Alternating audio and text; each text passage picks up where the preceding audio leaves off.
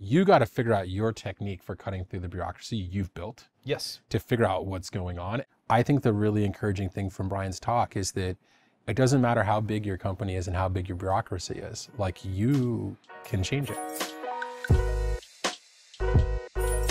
This is Dalton plus Michael, and today we're going to talk about founder mode. Oh, geez. Founder mode.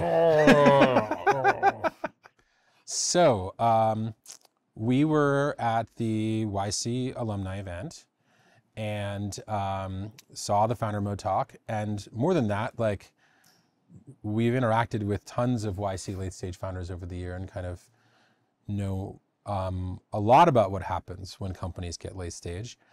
And I think a lot of people in the room were really excited. Yeah. Yeah. I mean, so to set this up, we did a special event just for growth stage, late stage YC founders. Yes. You know, so picture a room, couple hundred people, you know, pretty full. Yep. All the founders of late stage, growth stage YC companies. Companies making tens of millions or hundreds of millions. So not batch billions companies. of dollars. When you think of YC companies, you may be thinking, oh, you know, 2-person startups. No, not that. No, these were the folks that have hit product market fit. Yes. And who have a lot of employees. Yes. And we brought them together to like learn from each other and share notes. Yes. And so of course, Brian Chesky was one of the speakers that we had there because he is a hero of running a late stage company and going through all sorts of things. And the prompt, as I understand that he was given, was give a talk specifically tailored for the later stage companies. Yes. Right? Like, especially for what you went through with Airbnb, what do people need to hear that are also late stage founders? Yes. Okay, so that's the setup that it's worth mentioning. Yeah, we were there. Relevant, pretty relevant setup. Yes. And I think that the core message that I really think is hard for early stage founders to understand is that when you're a late stage founder and you have to hire executives and then layers of management, it's hard to have a feeling for what's happening in your company. You know, you very quickly hit Dunbar's number, and none of the people include people who are maybe talking to customers or writing actual code or making designs, especially if you don't curate that list well. And there are a lot of people who are slowly starting to feel like, you know, almost like they're operating a marionette. Where like, it's not my own hands and my own eyes anymore doing the work in a company. I'm like so separated. It's hard to understand what's happening. And I think that's a problem that a lot of later stage founders have. And so that's really kind of the kickoff was like, hey, are you feeling like that? Yeah. Well, again, the context is if you're a later stage founder, I experienced this at my startup, and I know you did too. It is very typical for your investors and your board to say, hey, you need a big management team. Yes. You need to delegate and you need to hire all these experts. Yes. And they know better than you. And so you need to stay out of the details. And again, investors would never say this to a 2-person team. So again, to the extent people out there in the world are trying to understand how this relates to their tiny startup, it does not. It doesn't. It's just, you know, if you scale, scaling means hiring executives and delegating major parts of your business and kind of assuming they know better than you because they have a fancy resume. Okay. And so the real point Brian was trying to make, and then PG in his blog post, I would argue, was, hey, this thing that is considered conventional wisdom about how to operate a growth stage startup seems wrong. And no one's ever talked about that before. Gee. And I would argue that there's been some critique on this point. I think that that critique is accurate. I don't think there's a business book you can find that says, like, you know what the greatest CEOs did? Hired a bunch of execs and went on vacation. So like, I don't actually think anyone is arguing the other side. No, that's a straw man. Right. No one's arguing No one's arguing that. I think it's much more like, oh, hiring executives and management's hard. And when you don't do it well, you kind of get in this trap. And I think a lot of what Brian was trying to do is give people advice on like, how do you get yourself out of this trap? Well, here's a really concrete example or rubric for it. It's just how many layers of management there is relative to how large your company is. I was even reading an article recently that Amazon's about to do a big reorg.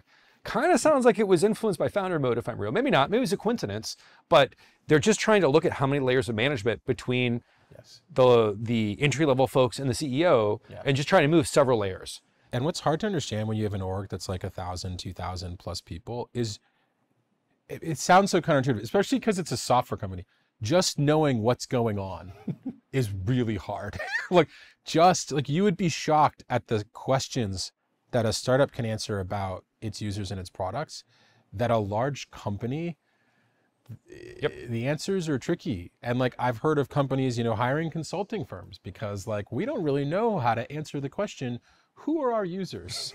And McKinsey will tell us. Yeah. Let's pay McKinsey to find out who our users are. Yeah, it's really tricky. And like, that doesn't it's hard. It's really, really hard. I think the other thing that people don't realize is that when a company gets to these thousands of people, bureaucracy sneaks in. And bureaucracy isn't a government problem. It is a organizational problem. And how many people need to weigh in on a decision? How many people need to approve a decision? Yes. How many additional pieces of approvals are created because one bad thing happened once? Yes. So there's now all this red tape because this one thing happened 10 years ago. 15 years of one-off bad thing rules. This can never happen again. And they just pile up. Yes. Okay. Yes.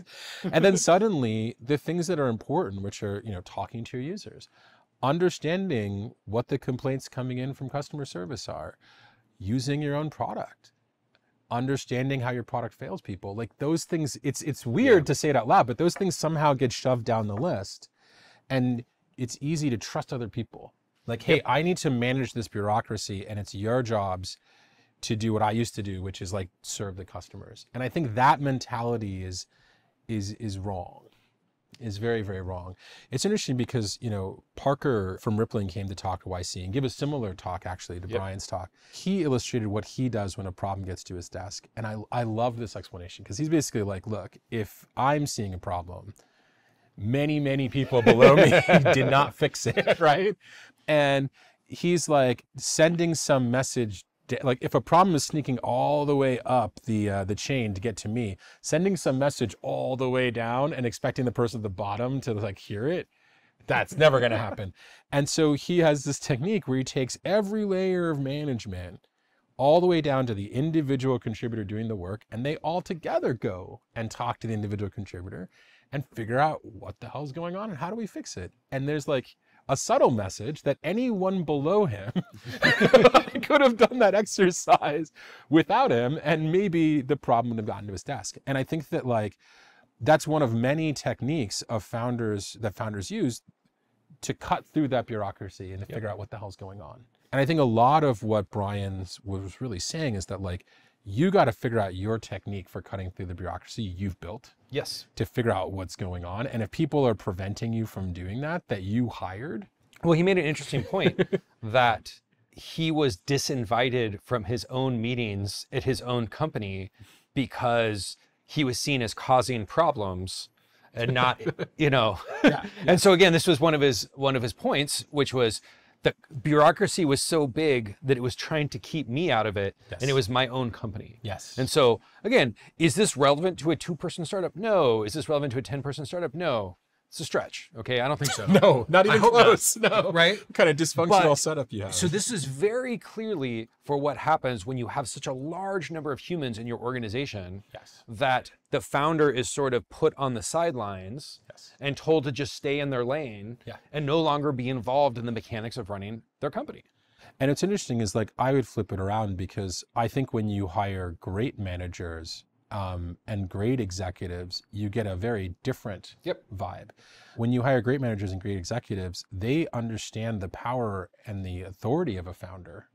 And they often are trying to figure out how to use the founder, use the CEO to accomplish some goal versus trying to build some fiefdom or trying to protect, the founder from what's really going on. And I think that it's really hard to hire really good executives. Not only are they rare, but there are a lot of big companies that pay a lot of money. And so for a startup, even at 100 million in revenue, what's the likelihood they're going to nail the best executives? Like, it's really, really hard. It's really, really hard. And I think this is why that talk was so relevant to the people in the room, is like, you get people trying to figure out how to manage their kind of B and C grade executives, and it ain't going well. You should be so lucky to have this problem. This is the problem you want. This is great. Yes, yes.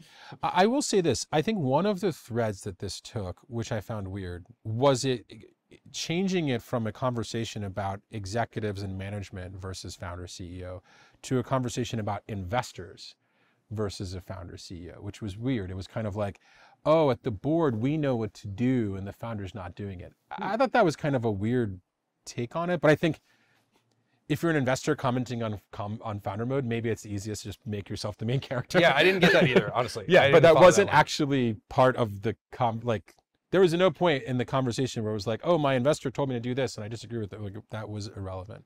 And I do think that like, if your investors are telling you what to do, you have a problem. It's different than this. There's a different name for that problem. Yeah, it's a different problem. It has nothing to do with this. Any idea that goes viral and gets popular becomes a sort of like Rorschach test where everyone sees in it their own thing. Yeah. And they inadvertently, I saw a lot of projection where you could kind of tell who was a little triggered by some of this stuff, because I think they may have saw themselves in it. I don't know. It was fascinating to watch all of the news cycle about this, because I feel like I learned a lot about people's minds that they didn't mean to reveal by their reaction to the founder mode essay. Yeah. And it was so weird because it was kind of like, I didn't realize this would be a conversation for Twitter at all. Exactly. And so I think this is a good tip for just consuming the news or consuming things on Twitter in general, which is to realize when something gets sufficiently viral, it gets decontextualized from the person that said it and what the context was, and just turns into like basically a flame war. You click about whatever, a clickbait flame war about whatever your preferred topic is. Yes. Oh, gee, here's something that's getting viral. Let's weigh in on it with my preferred thing that I'm mad about. Yes. I remember when the essay first went out, being like, oh, everyone's going to weigh in on this. You could just tell that this is going to be one of those things. So remember, friends, don't fall for the clickbait, I guess. Yeah. Fake news is fake news. And I do think that like, if you're one of the very, very few founders who do have this problem, like, you should talk about it. You might be surprised at other people having this problem. And like, I think the really encouraging thing from Brian's talk is that it doesn't matter how big your company is and how big your bureaucracy is, like, you can change it. Yeah. And you can start running your company again. Well, and the key thing is he was saying this was my fault. He wasn't passing the buck. The point of the story is I made a mistake. Yeah. Learn from me. Yes. Don't do what I did. Yes. It wasn't to blame people working at Airbnb. No. Only one person messed up. Yeah, Brian. Yeah. And he was owning it. Yeah. That was the message. Yeah. All right. Great chat. Sounds good. Thanks.